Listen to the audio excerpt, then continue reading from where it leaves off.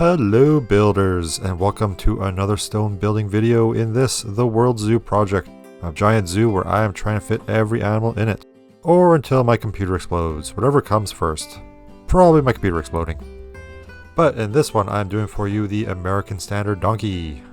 Now this is of course our European countryside farming community, but probably wondering, why is the American donkey going here? Well, it's because I've already built the North American section of the zoo and I have no more space for another exhibit in that area. Unfortunately, I built that ages ago, long before they ever announced this DLC. In the end, it still makes sense keeping the donkeys here in Europe, as they originate from Europe long before they came over to North America. So I always love adding in little stories to my exhibits whenever I can think of something. And in this case, I decided, why don't we just turn this into a little donkey trading hub? The edge of this exhibit will eventually connect to the Asian section, so the story is that the donkeys bring in all the products from Asia over to trade with Europe.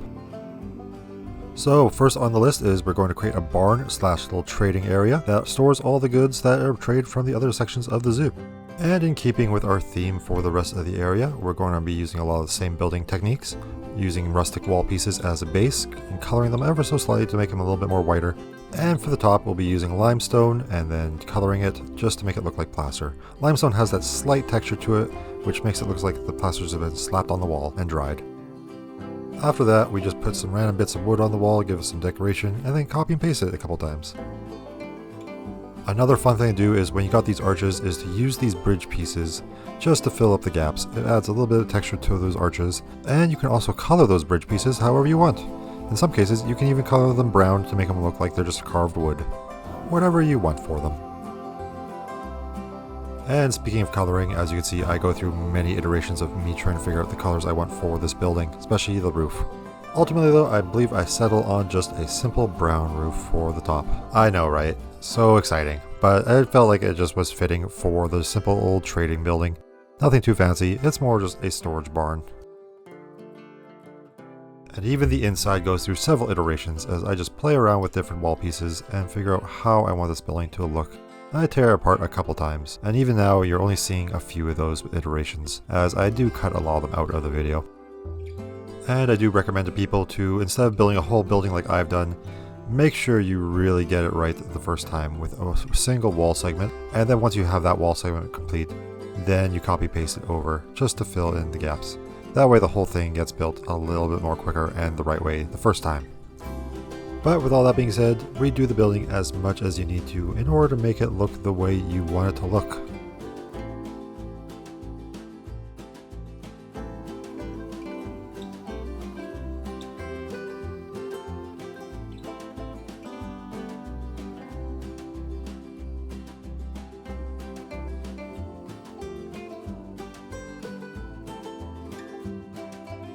And always make sure before you put a roof on something to do the interiors first.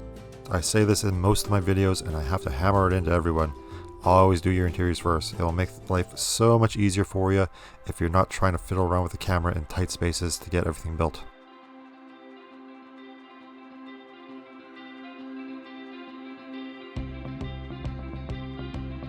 And now it's time to fill in any little gaps that form along the walls and to work on the roof. We're just going to do a little bit of detailing along the edges here. I always love doing a little bit of details with these things as it brings it to life. And another little detail I like adding to roofs is to have them overhang ever so slightly. I know when you're working with grids, it will usually result in some glitching roofs as we have two pieces overlaying on top of each other. But the best way to solve that is to take the glitching section, split it from the group, and then you just bring it up and down in place, and that seems to solve the glitching.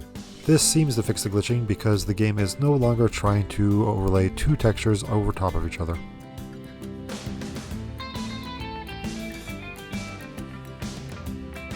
As for a name for the building, we've simply just decided to call it the Donkey Trading Co. A nice simple name that just seems to fit with the whole story we've developed around this habitat.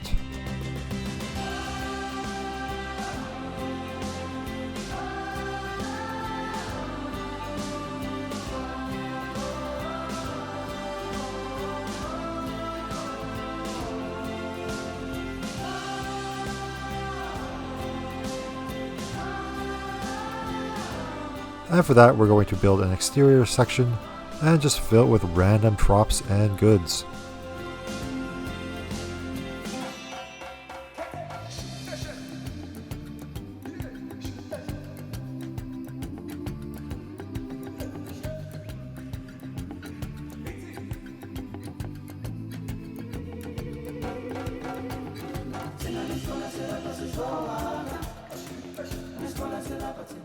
One of the new props that came from the recent DLC are these barrels. I love the barrels. I don't know why, but I just want to throw them all over my zoo now.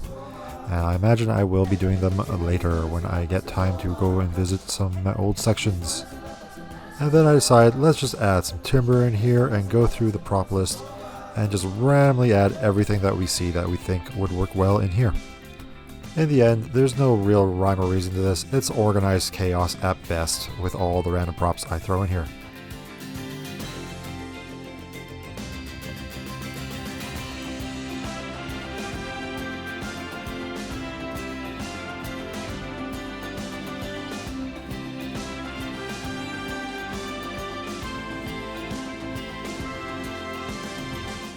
And I could not let the opportunity slide for me adding in one joke here. I leak in a bucket. Yes, it's a bad joke, but I am not apologizing for it. And with the Donkey Trading Co. complete, it's time to come in and work on the rest of the habitat and the barrier. Fun fact I found out about barriers is the more you put in a zoo, the real leggy it gets. My computer does not like it when I open up that barrier menu. It seems to want to register every single barrier in the game at the same time every time I open it, and it does not like it anymore. I'm not too sure why, but correct me here. I think the problem might be is that I have over 100 species in the zoo, and the game doesn't like having that many habitats and calculations to make. I think a solution I need to come up with is to go back and maybe remove the barrier walls from past habitats, just to keep this zoo going a little bit longer. Hopefully one day I can afford a new computer, but until then, that might be the best solution. And in the future, when I get a new computer, I can always add the barriers back in. But enough rambling about all that. Let's talk more about the building now, shall we? Right now, as you can see, I'm building a waterfall because I love having waterfalls in my habitats whenever I can get them in. And this is just going to be a nice little area for the guests to walk underneath as they walk into the area from Asia, or going towards Asia. And it gives me a chance to really stretch my rock muscles. I love placing rocks in my habitats. And I also love waterfalls, so you know what? Waterfalls and rocks, perfect combination.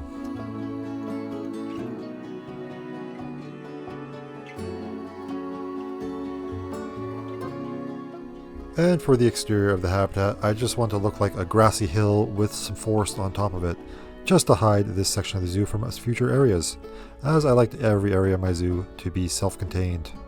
For immersive reasons, as if a guest is in Europe, I want them to feel like they're in Europe. If they're in Australia, I want them to feel like they're in Australia. I don't want them to see any other areas of the zoo other than what they are in. And if you ever want to do a big rock wall like this, I fully recommend creating one section of the rock wall and copy pasting it. It will save you so much time. And if you're worried about it looking like the whole thing was actually copy pasted, then I recommend just once you copy paste a bunch of the sections, go in between each one and just add a few random rocks here and there, and it breaks up the monotony of it. And now we're just going to make a nice little path here for guests to walk on the trail, and also a mountain pass in case they want to get a little bit higher and come and meet the donkeys up in person at the talking point that we will be putting at the top of the hill.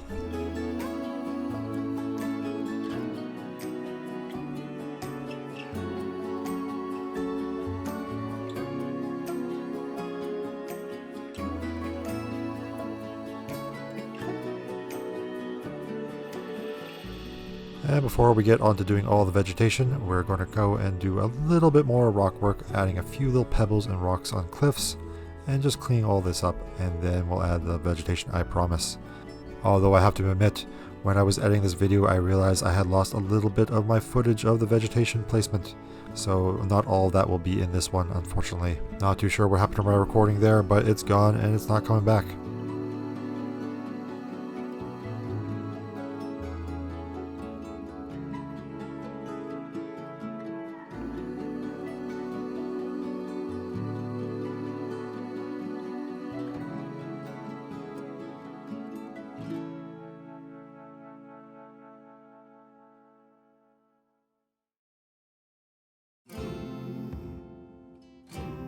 And what I tell you before, look how much time that copy-paste section just saved me.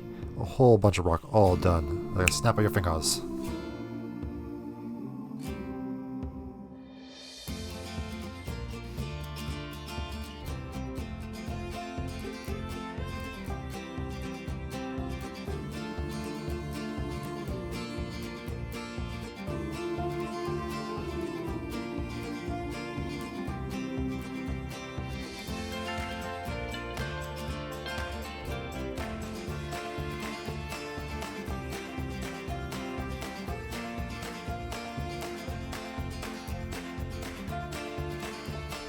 Not too sure what happens with my brain or the endorphins being released, but something about the rock work just brings a smile to my face and just relaxes me after a hard day's work.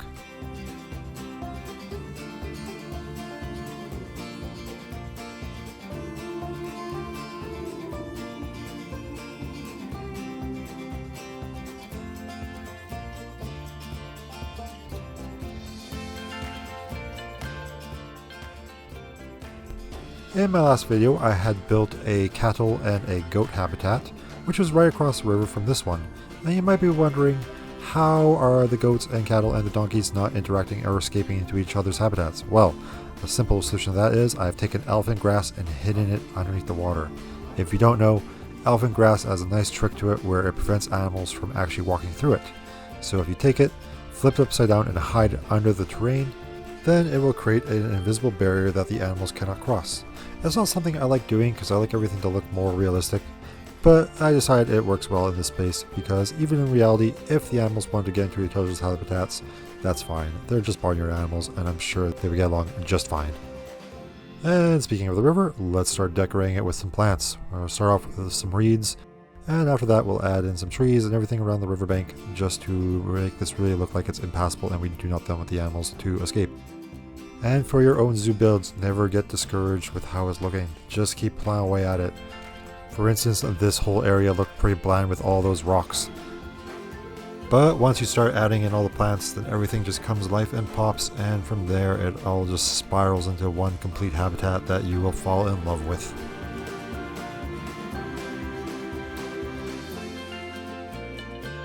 And as I had mentioned earlier, it's time to add in some trees around the exterior of the habitat, just to make it look like this area is surrounded by a lovely little forest at the edge of the mountain. And when that's complete, we will go in and work on the rest of the habitat on the interior, starting with some trees, and then from there we do little bushes and grasses. I always prefer to start with the big plants first and then work my way down to the little ones. And while looking at the vegetation, I decided to add in a couple logs to the water just to really hammer in that there is a barrier there to prevent the animals from getting into each other's exhibits.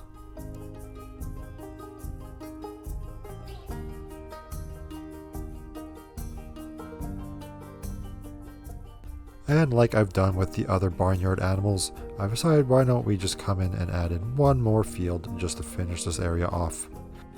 It is a farming community after all, so of course we're going to have some farms in here, and it gives me a chance to hide some animal feeders in here with the plants to really make it look like the animals are going to go and eat in it.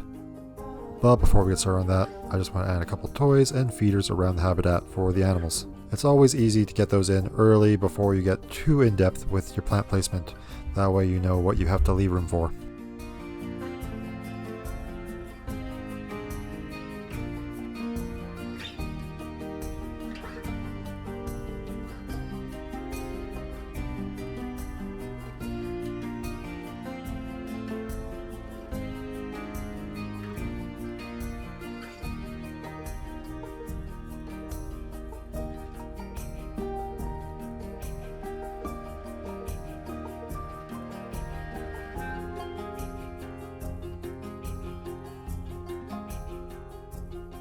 And now we are nearing the end of the video, and I should probably do one of those YouTube outros where I ask you to like, comment, subscribe. Well, you know what? Why don't you go do all that? And I thank you in advance. And while you are liking and commenting down below, why don't you also click on that link for my Twitch channel where I am building this zoo live over there. If you give me a follow on Twitch, I'll make sure to put your name in the zoo, because anyone who follows gets their name in there. We got lots of plaques hidden all over the place with names on them. It's a big zoo and we got lots of space for more. Okay, that self-promotion's over. I promise. No more of that. let's just look at ending the video, shall we? But before we do, I just want to give one more apology that a lot of this footage for the vegetation was lost, but you will see it in the end cinematic flyby of the whole habitat coming up next. I hope you enjoyed it, and builders, have a great day. Happy building. Goodbye.